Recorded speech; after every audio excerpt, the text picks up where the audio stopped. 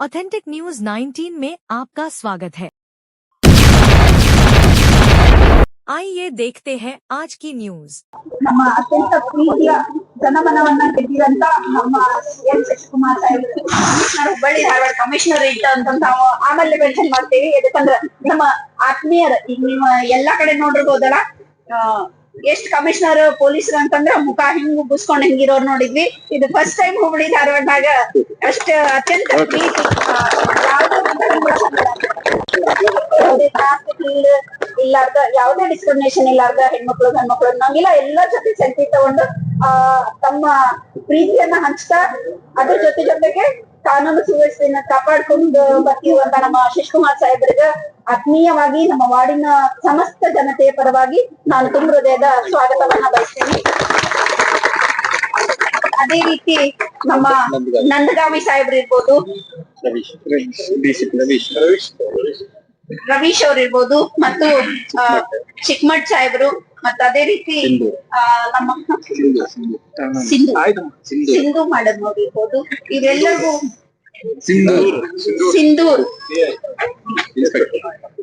ದಯವಿಟ್ಟು ಕ್ಷಮೆ ಇರ್ಲಿ, ಯಾಕಂದ್ರ ಹಗಲೆಲ್ಲಾ ಚೇಂಜ್ ಆಗ್ತಿರ್ತಾರ. ನಮ್ ಕಮಿಷನರ್ ಸಾಹೇಬ್ರದ ಹೆಸರು ಹೆಂಗ ಎಲ್ಲಾರ ಬಾಯಾಗ ಉಳಿದೈತಲ್ಲ, ಹಂಗ ದಯವಿಟ್ಟು ತಾವು ಜನಮನವನ್ನ ಹೇಳ್ತೀನಿ. ಯಾಕಂದ್ರೆ ಈಗ ಸೆಟ್ ಕಮಿಷನರ್ ಸಾಹೇಬ್ರು ಒಂದ್ ಟ್ರೆಂಡ್ ಸೆಟ್ ಮಾಡ್ಬಿಟ್ಟ, ಮುಖ ಹಿಡಿಸ್ಕೊಂಡಿದ್ರ ನಮ್ ಕೆಲಸ ಆಗಂಗಿಲ್ಲ, ನಕ್ಕೊಂತನು ನಾವು ಜನರ ಮನವನ್ನ ಗೆಲ್ಬಹುದು, ಸೇವೆನ ಸಲ್ಲಿಸಬಹುದು ಅನ್ನುವಂತ ಒಂದು ಟ್ರೆಂಡ್ ನ ಸೆಟ್ ಮಾಡ್ಬಿಟ್ಟಾರ. ಮುಂದ್ ಬರೋರ್ಗು ಬಹಳಷ್ಟು ಒಂದ್ ಸೀರಿಯಸ್ಲಿ ಒಂದು ಟ್ರೆಂಡ್ ಸೆಟ್ ಮಾಡ್ಬಿಟ್ಟಾರ. ಅವ್ರು ಆಟೋಮೆಟಿಕ್ ಆಗಿ ಚೇಂಜ್ ಆಗಬೇಕು. ನಿಮ್ಮ ಸಬಾರ್ಡಿನೇಟ್ಸ್ ನಾನು ಎಷ್ಟೋ ಕಡೆ ಫಂಕ್ಷನ್ ಅಟೆಂಡ್ ಮಾಡಿದಾಗ ಬಹಳಷ್ಟು ಪೊಲೀಸರ ಜೊತೆ ಒಡನಾಟ ಇದ್ದಾಗ ಬಹಳ ಸಲ ಮಾತಾಡ್ತಿರ್ಲಿಲ್ಲ. ಕಾರ್ಪೊರೇಟರ್ ಇದ್ರು ಲೇಡಿ ಅದಾಳ ಎದಕ್ ಮಾತಾಡೋದು ಹಿಂಗ ಒಂದ್ ನೋಡ್ಲಾರ್ದಂಗ ಸ್ಮೈಲ್ ಕೊಡ್ಲಾರ್ದಂಗ ಹೋಗ್ತಿದ್ರ. ಆದ್ರೆ ಈಗ ಲಿಟ್ರಲಿ ಎಲ್ಲೆಲ್ಲಿ ಫಂಕ್ಷನ್ ಹೋಗಿರ್ತೇನಲ್ಲ ಮಾತಾಡ್ತಾರ. ಇದೆಲ್ಲ ನಮ್ಮ ಕಮಿಷನರ್ ಸಾಹೇಬ್ರ ಸವಾಸ ಅಂತಂದ ಹೇಳಾಕ್ ಇಚ್ಛೆ ಪಡ್ತೀನಿ. ಅದಕ್ಕೆ ಎದಕ್ಕಂದ್ರೆ ಮುಖ ಹಿಂಗ್ ಗಂಟ್ ಹಾಕೊಂಡಿದ್ರೆ ನನ್ ಕೆಲ್ಸ ನಡೆಯೋದಿಲ್ಲ ಅಂತ ಹೇಳಿ ಎಲ್ಲಾರ್ಗು ಒಂದು ಓಪನ್ ಆಗಿ ಸಂದೇಶ ಕೊಟ್ಬಿಟ್ರೆ. ಯಾರೋ ಪೊಲಿಟಿಷಿಯನ್ಸ್ ಇದ್ರು ಹೆಚ್ಚಿಗೆ ಈಗ ಎಲ್ಲಾರು ಕಮಿಷನರ್ ಎಲ್ ಬರ್ತಾರ ಅದು ಸೆಲ್ಫಿಗೆ ನಿಂತ್ಕೊಂಡ್ಬಿಟ್ಟಿರ್ತಾರ. ಅದು ಇದ್ರ ಜೊತೆಗೆ ಒಳ್ಳೆ ಹುಬ್ಳಿ ಧಾರವಾಡದಲ್ಲಿ ಒಂದ್ ಒಳ್ಳೆ ಸಂದೇಶವನ್ನು ಕೊಡುವ ಮುಖಾಂತರ ಒಂದು ಅಪರಾಧ ಆಗಿರ್ಬೋದು, ಒಂದ್ ಯಾವ್ದೇ ದುರ್ಘಟನೆ ನಡೆದಿರ್ಬೋದು, ಒಂದ್ ಒಳ್ಳೆ ಘಟನೆ ನಡೆದಿರ್ಬೋದು, ಒಂದು ರೆಸ್ಪಾನ್ಸಿಬಲ್ ಫ್ಯಾಮಿಲಿ ಮೆಂಬರ್ ಆಗಿ ಯಾವ ಕೆಲ್ಸಾನ ಮಾಡ್ತಾರ ಅದೇ ರೀತಿ ನಮ್ಮ ಎನ್ ಶಶಿಕುಮಾರ್ ಸಾಹೇಬ್ರು ಕೆಲ್ಸಾನ ಮಾಡಾಕತ್ತಾರ. ಅವರಿಗೆ ಸಾಹೇಬ್ರನ್ನ ಇಲ್ಲಿ ಒಂದ್ ಮೆನ್ಷನ್ ಮಾಡ್ಬೇಕಂತೇಳಿ ನಮ್ಮ ವಾರ್ಡ್ ನಂಬರ್ 34 ಇಲ್ಲೇನ ಜನರು ಏನಿರ್ತಾರಲ್ಲ ಅತ್ಯಂತ ಸುಶಿಕ್ಷಿತ ಮತ್ತು ಸಂಸ್ಕಾರಿತ ಜನರದಾರ ಅಂತ ಹೇಳಾಕ ನನ್ನ ಬಹಳಷ್ಟು ಯಾಕಂದ್ರೆ ಇಲ್ಲೇ ಯಾವುದೇ ರೀತಿ ಕ್ರೈಮ್ ಅನ್ನೋದು ಬಹಳಷ್ಟು ದೂರದ ಮಾತಿಲ್ಲಿ. ಯಾಕಂದ್ರೆ ಎಲ್ಲರ ಸಂಸ್ಕಾರವಂತರದಾರ. ಅದೇ ಸಂಸ್ಕಾರ ನಮ್ಮ ಇಲ್ಲೇನ ದೊಡ್ಡ ಬೆಳೆ ತಲ್ಲಿಗಳು ಕುಂತಾವಲ್ಲ ಅದ ಸಂಸ್ಕಾರನ ನಮ್ಮೆಲ್ಲಾ ಅಂತಂಬ್ರಿಗೂ ಕೊಟ್ಟಾರ. ಇಲ್ಲಿ ಬಂದು ನನಗ ಬಹಳ ಸಂಬಂಧಗಳನ್ನ ಹೆಂಗ್ ನಿಭಾಯಿಸಬಹುದು ಅನ್ನೋದನ್ನ ಬಹಳ ಪ್ರೀತಿಯಿಂದ ಕಲ್ತೇನಿ. ಅದ್ರಿಂದ ಇಲ್ಲಿ ಕ್ರೈಮ್ ಬಹಳ ಕಡಿಮೆ ಐತಿ. ನಿಮ್ ಕೆಲ್ಸ ನಾವು ಹಗರ್ ಮಾಡ್ತೇವಿ. ಅದೇ ರೀತಿ ನಿಮ್ಗ ಎಲ್ಲಾ ರೀತಿಯಿಂದ ನಾವು ಸಹಾಯ ಸಹಕಾರನ್ನ ಕೊಡ್ತೇವಿ. ತಾವು ಮಾಡುವಂತ ಕೆಲ್ಸ ಬಹಳ ಗಣನೀಯವಾಗಿ ಪ್ರಶಂಸೆಯನ್ನ ಪಡ್ಕೊಳ್ಳುವಂತದ್ದ. ಈ ತಮ್ಮ ಮಾಡುತ್ತಿರುವ ಈ ಕಾರ್ಯಕ್ಕೆ ನಮ್ಮೆಲ್ಲರ ಸಹಕಾರವನ್ನ ನಾವು ನೀಡ್ತೇವಿ. ಮುಂದ್ ಬರೋದಿಂದಗೂ ನಾವು ನಿಮ್ ಜೊತೆ ಇರ್ತೇವಿ. ತಾವು ಈ ಪರೇಡ್ ಕೊಟ್ಟು ತಾವು ಒಂದು ಸಂದೇಶವನ್ನು ಕೊಡ್ಬೇಕು ಅಂತ ಹೇಳಿ ನಾ ಈ ಮುಖಾಂತರ ತಮ್ಮಲ್ಲಿ ಕೇಳ್ಬೇಕು. ನಾವು ಹುಟ್ಟು ಬೆಳೆದಿದ್ದು ಚಿತ್ರದುರ್ಗದ ಒಂದು ಕೆಳಗೋಟೆ ಅನ್ನೋಂಥ ಒಂದು ಏರಿಯಾ, ಕೆಳಗೋಟೆ ಪಕ್ಕ ಹೌಸಿಂಗ್ ಬೋರ್ಡ್ ಕಾಲೋನಿ ನಾವಿದ್ದದ್ದು. ಸೊ ಚಿತ್ರದುರ್ಗ ಹುಬ್ಳಿಗಿಂತ ಬಹಳ ಚಿಕ್ಕದು. ಅದು ಬೆಳೆದಿರೋ ಗ್ರೋತ್ ಇರ್ಬೋದು, ಪಾಪ್ಯುಲೇಷನ್ ಇರ್ಬೋದು, ಬಹಳ ಚಿಕ್ಕದು. ಇಲ್ಲಿನಷ್ಟು ಒಂದು ಎಜುಕೇಶನ್ ಸಿಸ್ಟಮ್ ಆಗ್ಲಿ, ಕಾಲೇಜ್ಗಳಾಗ್ಲಿ, ಸ್ಕೂಲ್ಗಳಾಗ್ಲಿ ಇಷ್ಟು ವ್ಯವಸ್ಥಿತವಾಗಿ ಅಲ್ಲಿಲ್ಲ. ಅಲ್ಲಿರುವಂತದ್ದೇ ಒಂದು ಕೆಲವು ಒಳ್ಳೆಯ ಸ್ಕೂಲ್ ಕಾಲೇಜ್ಗಳು ನಾವು ಓದ್ಬೇಕಾಗಿದ್ದು, ಈಗ ಚೆನ್ನಾಗಿದೆ.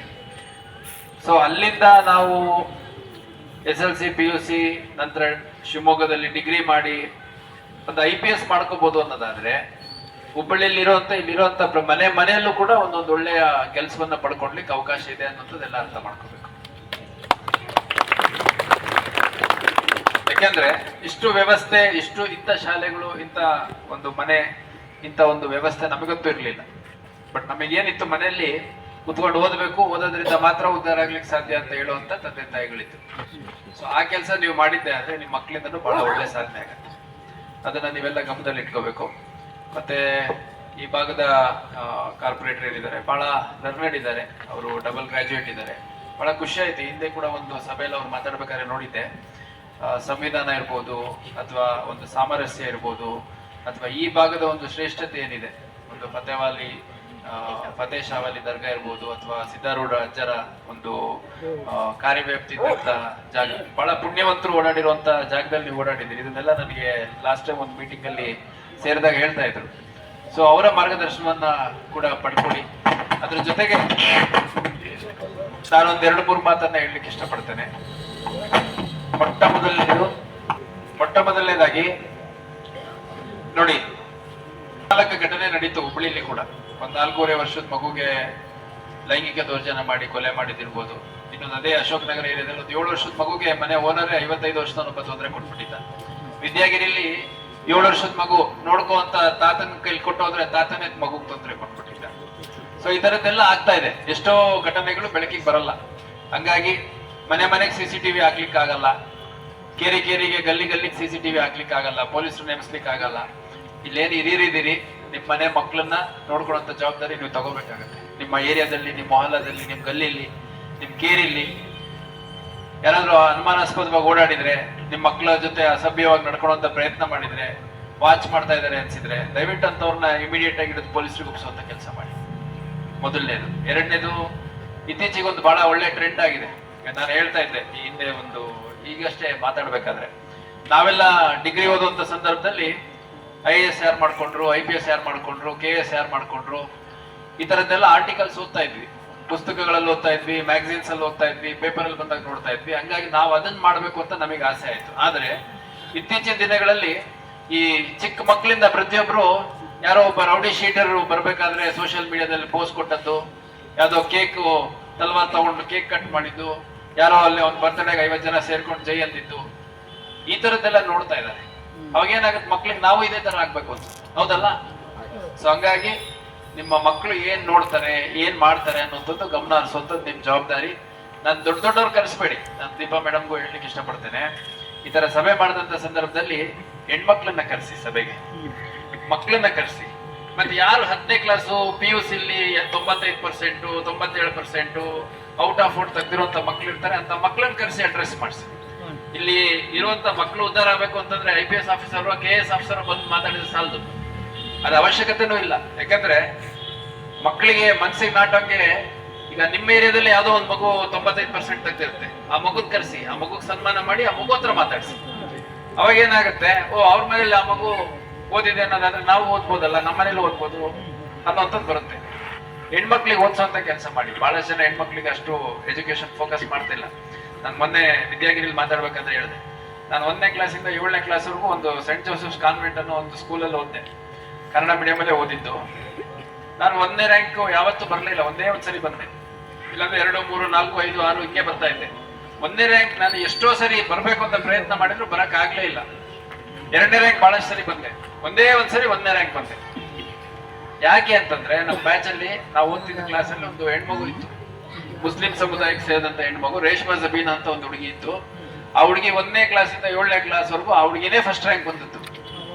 ಎಲ್ಲಾ ಸರಿ ಆ ಹುಡುಗಿನೇ ಫಸ್ಟ್ ರ್ಯಾಂಕ್ ಬಂದದ್ದು. ನಂದು ಒಂದ್ಸರಿ ಫಸ್ಟ್ ರ್ಯಾಂಕ್ ಬಂದಾಗ ಆ ಹುಡುಗಿನೇ ಫಸ್ಟ್ ರ್ಯಾಂಕ್ ಬಂದದ್ದು.